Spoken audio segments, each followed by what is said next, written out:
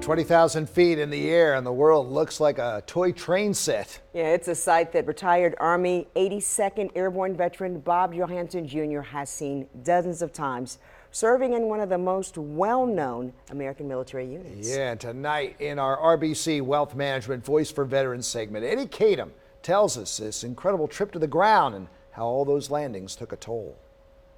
American parachutists, devils in baggy pants, are less than 100 meters from my outpost line. The 82nd Airborne, death from above. I joined the Army to be a badass somewhat, and be a tough guy, I was not a death type of person. Bob Johansen Jr. always wanted to be an All-American.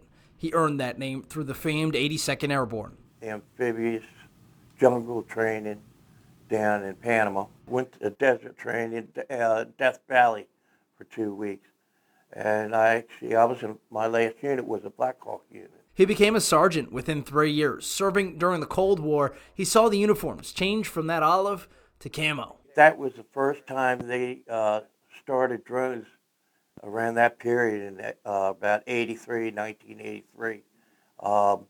We had to actually fire a real missile, Stinger missile, at drones out there in the desert. A line of paratroopers ready for a drop is called a stick. One late night drop, he was number 50 out of 50. The end of the stick ended up in the branches, 20 feet in the air. I said, I'm just hanging around, guys, So I said, when can you get me down? I can't get down. I couldn't release myself. It was all tangled up with all my equipment and everything. And instead of waiting around, he cut himself out and then fell to the ground. Surprisingly, the Army charged me for that parachute.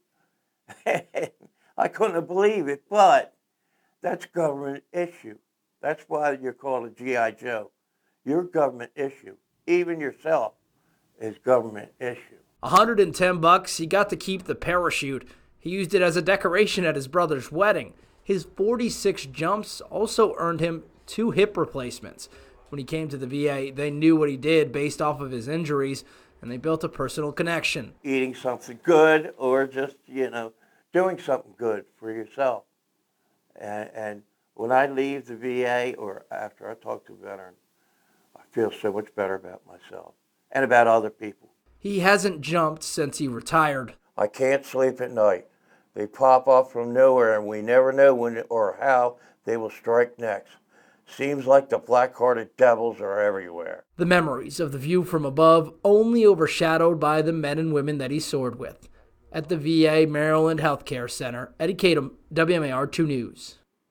All right, to learn more about the Voice for Veterans segments and to see more stories like this one, head to WMAR2news.com/Voice for Veterans. And if you have a story idea, we want to hear from you. Email us at storyideas@WMAR.com.